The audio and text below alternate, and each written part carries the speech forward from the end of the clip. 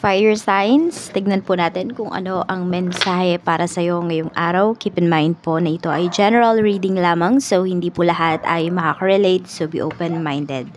Sa mga hindi po nakasubscribe dito sa ating channel, please subscribe na po kayo and palike na din po ng ating video. At sa mga nais po mag-avail, ating private readings ng ating Evil Eye Amulet, ng ating TRS Bracelet, makikita nyo po yung link sa description box. Tarot Intentions by Aliana Reyes. Okay? Check po natin ano yung mensahe para sa iyo ngayon. We have Knight of Coins. So, fire signs. Pwede po na yung iba sa inyo may mga sidelines kayo na ginagawa. Ayan. More on nag-iipon kasi yung iba sa inyo. So, pwedeng minamaximize nyo po yung inyong kaperahan. Ayan. Sabihin natin na nagbabudget po kayo. More on nagtitipid. Ayan, nililista nyo na yung mga ginagastos ninyo araw-araw. Nagiging aware na po kayo kung ano ba talaga yung mga bagay or ano ba yung mga dapat po ninyong pagkagastusan. So, pwedeng mas inuuna nyo ngayon talaga is yung mga needs po ninyo. Yan, Knight of Coins din kasi natin is pwedeng naghahanap ka pa ng other na mapagkakakitaan dagdag po dun sa main source of income mo. Ayan, pwedeng hindi na kasi siya sumasapat. Meron din ako nakikita dito, pwedeng nagbebenta kayo ng mga valuable things po ninyo. So, baka may magsasanla ng alahas ngayon, may magbebenta ng phone, baka it's either makikipag-swap yung iba sa inyo or magbebenta kayo ng phone. Ayan po. Or pwede rin sapatos nga yung iba po sa inyo. So, tingnan natin ano pa yung mensahe for you. Mayroon tayo ditong Page of Coins. So, tingnan mo, puro pera yung tinitignan mo dito ngayon. Puro yung value ng mga bagay. So, nandito din na pinapahalagahan mo yung oras mo, fire signs. So, kung before, di ba, easy lang yan nakukuha ng mga tao sa'yo. Ngayon, pwedeng kapag wala ka namang mabe-benefit dun sa isang usapan or sabihin natin wala kang matututunan, is pwedeng hindi ka na nakikisama. So, nilalaan mo yung oras mo sa mga makakabuluhang bagay ngayon. Ayan po. Tingnan natin ano pa. We have King of Coins. Tingnan mo, puro pera talaga. Puro pag-grow, pagpapalago ng pera. Yun yung nakikita ko sa'yo. Ayan. So, pwede nga po na may mga gini-give up ka dito na bagay kasi gusto mong mas makaipon. May mas malaki kang tina-target, fire signs. Yun yung pinapakita dito ng energy mo. Tingnan natin ano pa yung mensahe para sa'yo. Puro nakaharap ka o puro may ginagawa ka dito, busy ka talaga. Busy ka na meron kang kinikita. Fire signs. Oh, hindi ito yung tipo ng tao na, di ba, minsan sinasabi natin busy tayo. Pero wala naman tayong nabe-benefit dun sa ginagawa natin dito, mayroon. Yan yung mga parang mini-make sure mo na hindi talaga sayang yung oras mo. Tignan po natin ano pa yung mensahe. We have effortless. Ayan. May mga bagay dito. May mga sitwasyon dito na parang kahit hindi ka mag-effort, talagang dumarating sa'yo. Pwedeng, hindi ko naman sinasabi na huwag ka mag-effort no, pagdating sa pera mo. Pero meron po dito, pwedeng matagal-tagal mo na din tong mga investments. So, pwedeng ngayon, ayan, nakaka-gain ka na sa kanila. Dire-diretso na yan. Yung parang kahit hindi ka na masyadong mag-focus sa kanila, may dumarating pa rin. Ayan po. Tapos nakikita ko din dito, pag may hiningi ka na favor, alam mo yun, parang hindi mo kailangang mag-explain ng todo-todo. Umuoo kagad yung tao. Depende po yan sa kung paano ka makisama sa kanila at kung ano din yung nagawa mo para sa kanila. Tignan natin ano pa yung mensahe. We have completion. Ayan po, oh. Parang ang easy talaga ng mga bagay-bagay sa life mo ngayon. Tapos we have completion pa. So, pwede po na meron dito. Di ko alam kung nagmamasteral ba kayo. Ayan, or nag-take ba kayo ng mga exams. So, yung iba po sa inyo, ayan, pwede po na kayo ay nakapasa. Yung iba naman sa inyo, kung meron kayong mga binabayaran dito, ayan, sulit po yung pagtitiis po ninyo. Sulit yung mga sacrifices po ninyo kasi pwedeng nabayaran nyo na. Pwedeng bahay po yan. Yung iba sa inyo could be your gadgets, phone, ganyan, laptop. Baka kasi kailangan nyo sa trabaho, kailangan po ninyo sa pang-araw-araw ninyo. Ayan, kaya naghulugan yung iba sa inyo at ngayon nakumpleto nyo na po. Tapos meron din dito pwedeng nakabayad na kayo ng bills, ng electric bill, water bill. So happy yung iba po sa inyo. Yan. Masaya yung puso ninyo kasi medyo wala na kayo masyadong iniisip. So we have vulnerability. Ayan po. Ito kasi is about yan sa kahinaan. Okay. So, kaya lang, tumapat siya dito sa ating King of Coins. So, yung iba po sa inyo, yes, iniingatan nyo yung pera ninyo. Pero, pag may nag-request po sa inyo, or may magre-request sa'yo ngayong araw, pwede po na hindi ka makatanggi. Sabihin natin, your cravings, for some of you, pwedeng tiyan mo yan. Yung panlasa mo, yan yung mag-crave ngayon. Pwedeng susundin mo yun. I mean, bibili ka, isa-satisfy mo talaga yung cravings mo. Pwede rin naman na baka merong manghingi sa'yo ng tulong or merong humingi ng pasalubong sa'yo. May maghanap ng pasalubong. So, pwedeng ayan po. Medyo mapapagastos ka ngayong araw na to. Pero, happy ka naman dun sa gagastusin mo or sa ibibigay mo. I mean, bukal naman po siya sa puso mo. Tignan natin ano pa yung mensahe para sa'yo. Spirit guide, ano pa po yung mensahe natin for fire signs pagdating naman po sa pamilya. Tignan natin kung ano ba yung mensahe for your family. We have 4 of Wands. So, tignan mo, matatag yung relationships mo with your family. Nag-aaway, yes. Pero nandun pa rin na at the end of the day, nare-realize po ninyo na kayo-kayo lang talaga yung magkakampihan. We have Page of Wands. Ayan. So, pwede nga na meron dito. Nakikita ko kasi is suportahan lang talaga.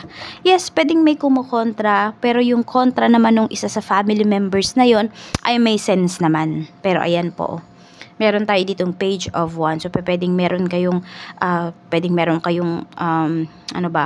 family members na kakagraduate lang.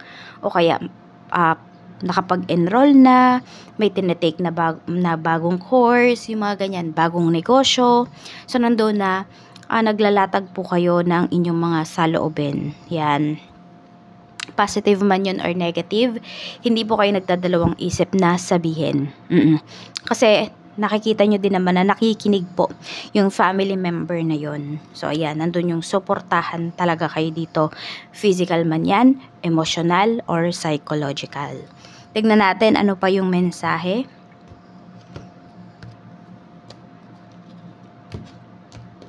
Ano pa yung mensahe, Spirit Guide, pagdating naman po sa iyong mga kaibigan. We have 4 of Swords. Ayan. 4 of Swords. So, tahimik naman yung mga kaibigan mo dito. Ayan. We have Page of Swords. Ayun. Kaya pala tahimik. Pwedeng may umiiwas sa'yo dito. Yan. Or pwedeng the other way around. Pwede kasi na ikaw yung umiiwas. Fire signs. Ayan na nga. Sumasabit na naman. Tingnan natin. So, yun nga yung iba sa inyo. Pwedeng kayo yung umiiwas pagdating dito sa mga friends mo. Kasi pwedeng may pinagpo-focusan ka. Ayan. At yung mga friends mo naman, curious na sila sa kung ano ba yung nangyayari sa buhay mo. Yan. Parang meron dito nagwi-wish na sana matapos mo na yung mga gawain mo para makapag-banding na po kayo. Check naman natin sa love life mo, kamusta yung energy. We have Knight of Wands. Meron tayo ditong the Devil. Okay, medyo mag-ingat kayo kasi meron akong nakikitang pustahan dito. Hindi ko alam kung nagsusugal ba yung person mo or meron dito. Kung may nanliligaw po sa inyo, okay? Tapos, basta parang may kakaiba dun sa tao na yun. Parang hindi siya seryoso, yun yung nakikita ko dito. Okay, mag-ingat po kayo kasi baka mamaya merong tao dito na tinetempt po kayo. Okay? So, kung kayo po ay nasa isang relationship na, mag-focus na lang po kayo dun sa inyong relationship. Huwag na kayong mag-entertain ng iba. Kasi, di ba, ayan, vulnerability. Ito yun, no? Alam kasi nung taong to yung kahinaan mo. Fire signs. Or the other way around. Alam ng taong yun yung kahinaan ng person mo.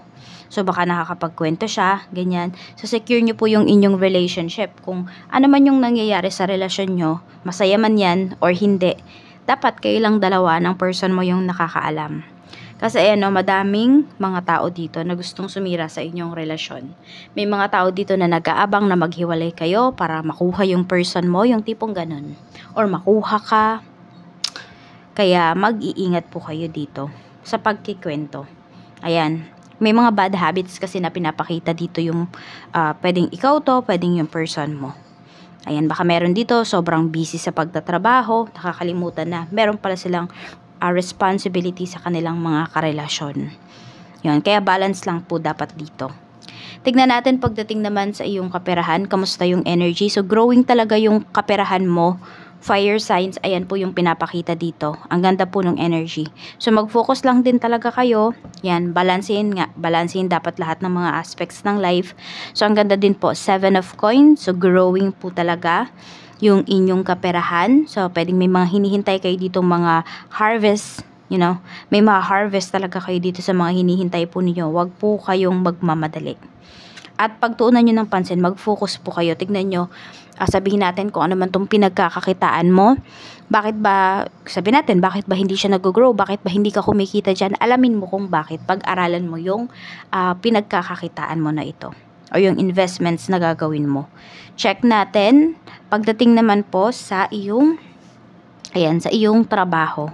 So, we have King of Coins. So, marami po sa inyo. Ayan, sobrang seryoso ninyo pagdating sa inyong trabaho ngayon. Nakafocus talaga kayo.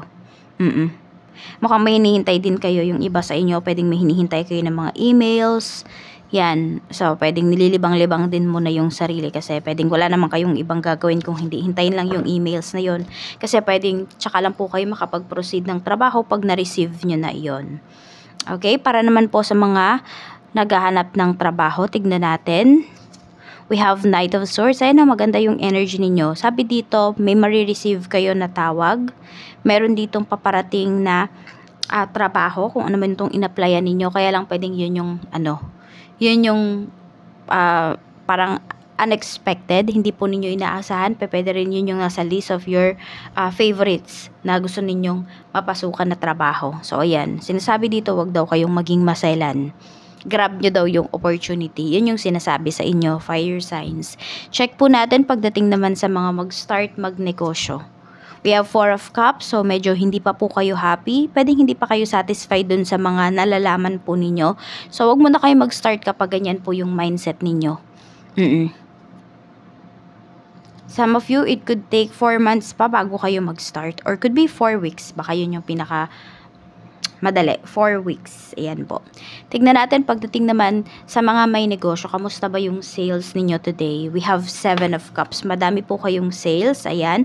Meron din akong nakikita dito. Pwedeng may mga magpapareserve po pagdating sa inyong negosyo. So parang pag-iisipan nyo to. Wag nyo tong, ganito lang. Maging direct lang kayo. Kung magpapareserve kayo, is dapat may down payment. Kung ayaw, then hayaan mo na. Hindi po kawalan yan. Kasi diba, mahirap yung magpapareserve yung isang client mo tapos pag naayos mo na lahat ng kanyang in-order, yung mga produkto na gusto niya, tapos bigla siyang magka-cancel. Kayo po yung mahihirapan dun. Kaya wag nyo pong pahirapan yung sarili ninyo. Okay, una pa lang, sabihin nyo na po na may down payment kung magpapareserve para hindi na po kayo mahirapan. 46, we have number 9, number 15, 35, 31, and we have number 4. So, 46, 9, 15, 35, 31, and number 4. Yan po yung ating lucky numbers ngayon.